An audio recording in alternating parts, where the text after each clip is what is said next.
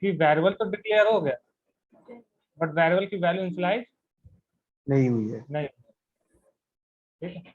Variable हाँ declaration हो गया, लेकिन वेरिएबल इनिशियलाइजेशन नहीं हुआ।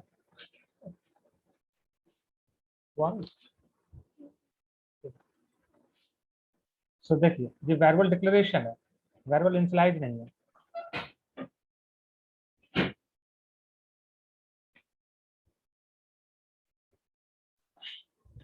In this session, we will discuss constructor in Java.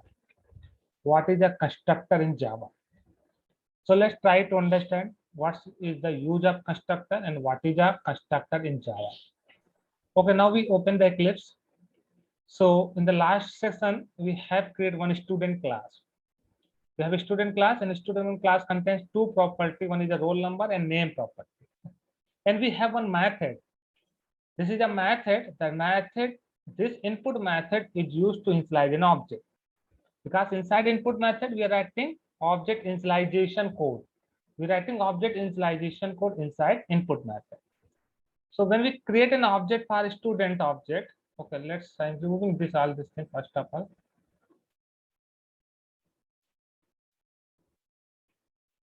Okay, here we create a student object.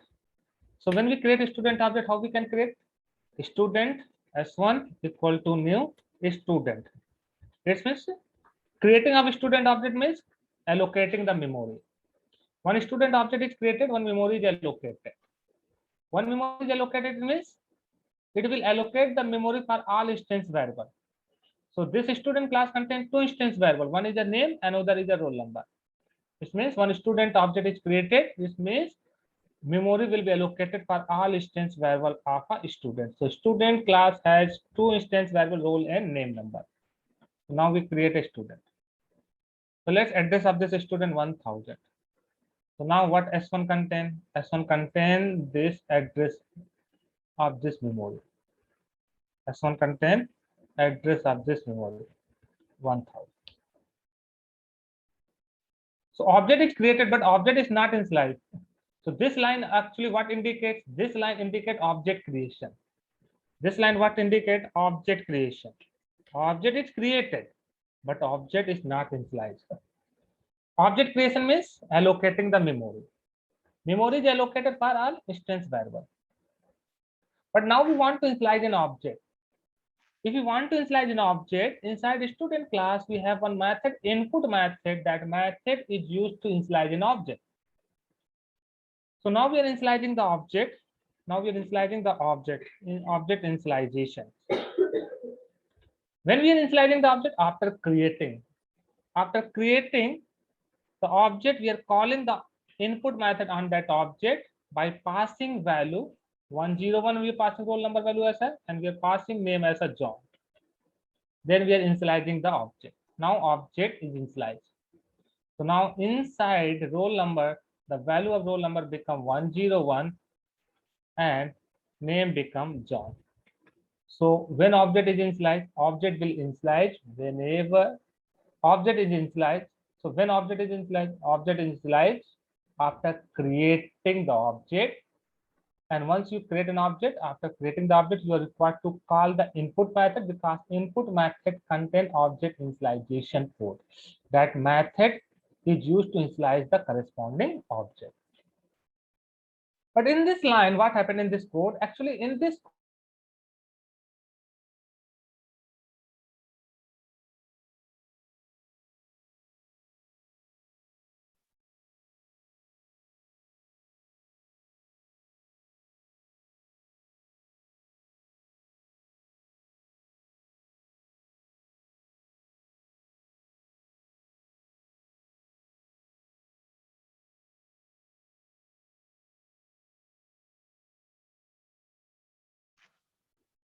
Hello.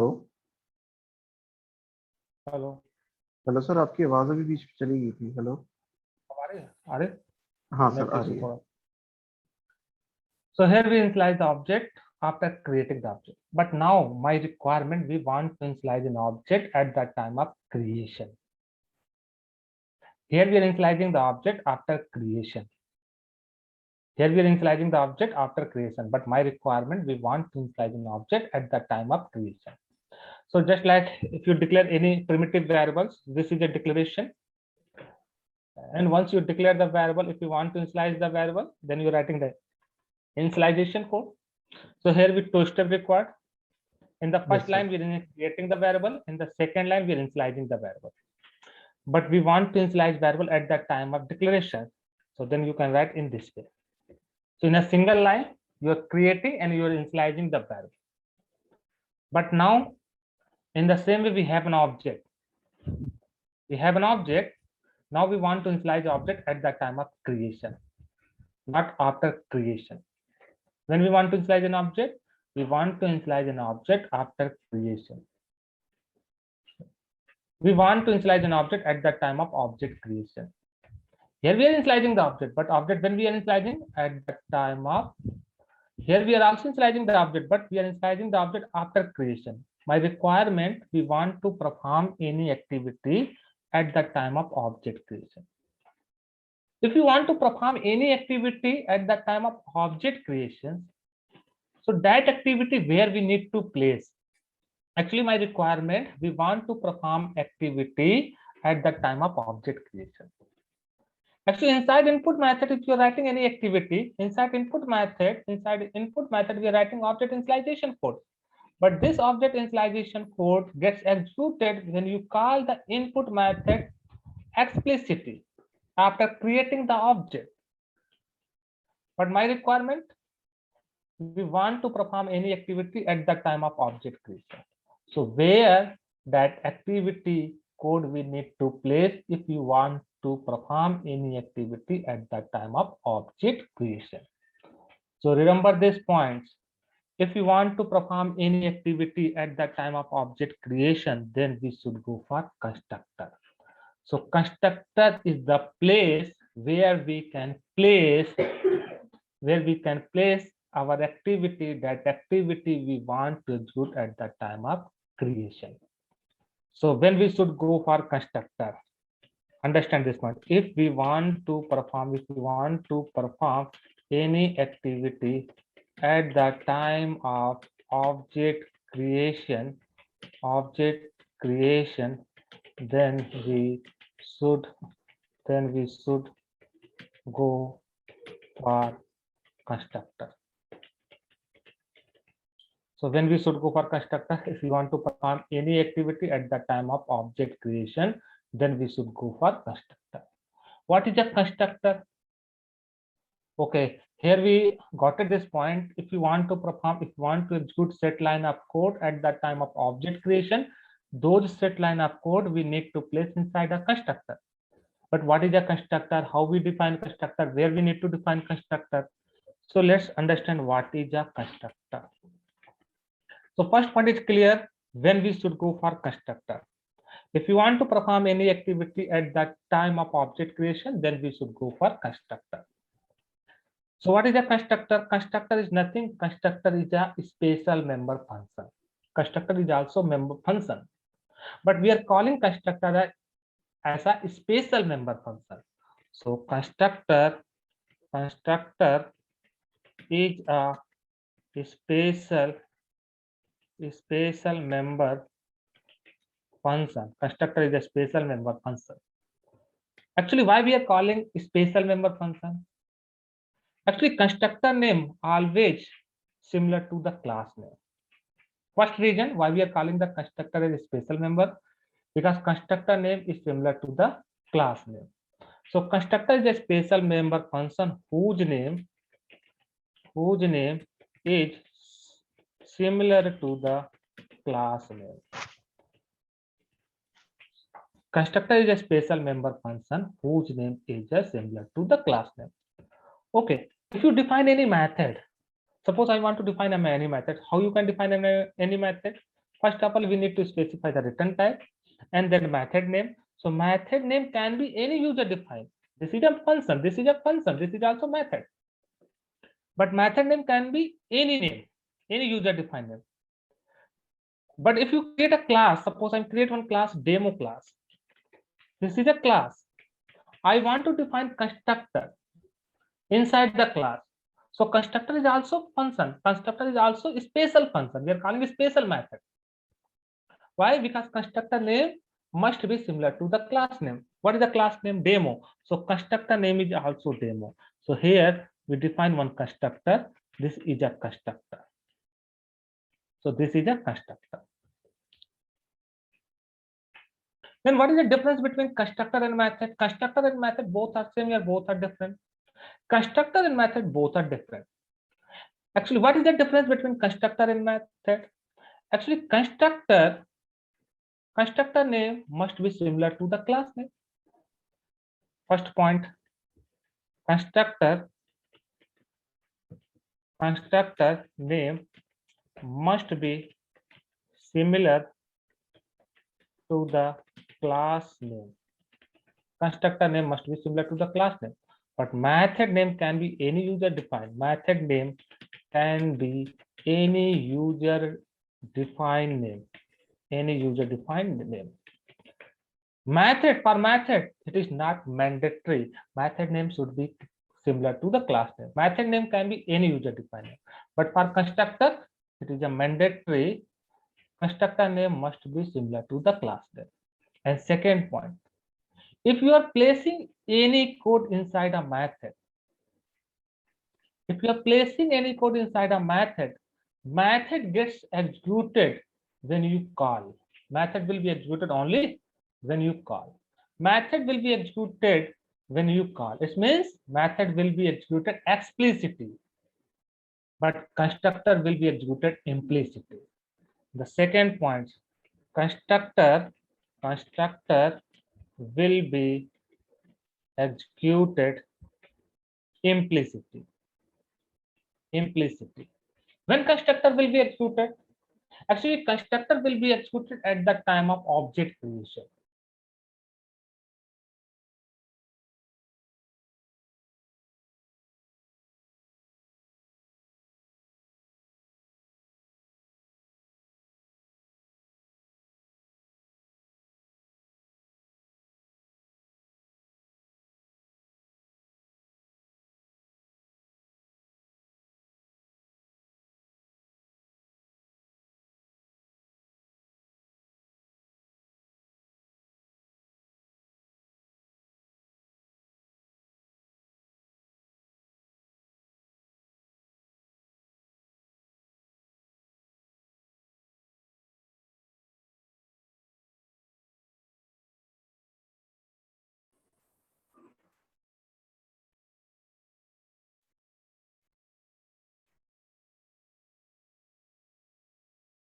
So constructor name is a special function whose name is similar to the class name.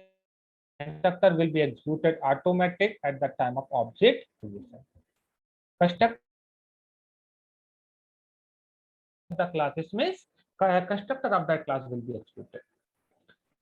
Constructor and method both are different. Constructor is a special function. That's why we are calling constructor a special member function, because constructor name is similar to the class name and constructor will be invoked implicitly. Explicitly. Method will be invoked when you call the method. But constructor will invoke implicitly at the time of object creation.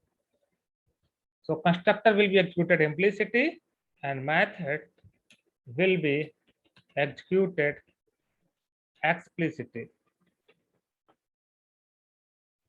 And when we define a method, before method name, we need to specify the return type. Suppose I've defined one method void and method name I suppose I give the M1. This means before method name, we need to specify the return type. If function not return any value, then we need to specify return void. Otherwise, we need to specify the return type. Which type value return, that type we need to specify before method name. But when we define constructor, before constructor name, we doesn't need to define. We doesn't specify the return type even void also. Before constructor name, we doesn't need to specify the return type even void also.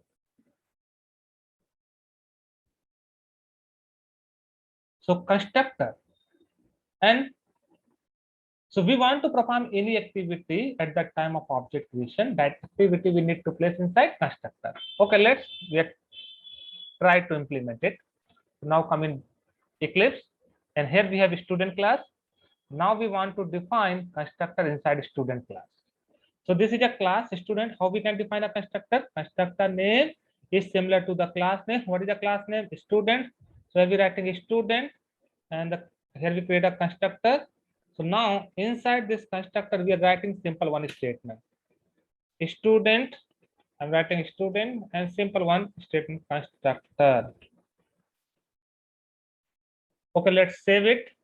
Now we have removed this line of code. Just we creating an object. Watch here. Just you creating an object. You are not calling any method. You are creating an object. If you're creating an object, what happened? You can check. Constructor of the class will invoke. You are not invoking any method. You are not calling any method explicitly. Actually, input here we have input. Sorry.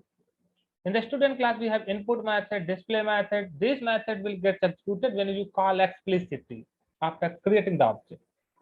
But watch here, when once you create an object at the time of object creation, constructor of the class will invoke.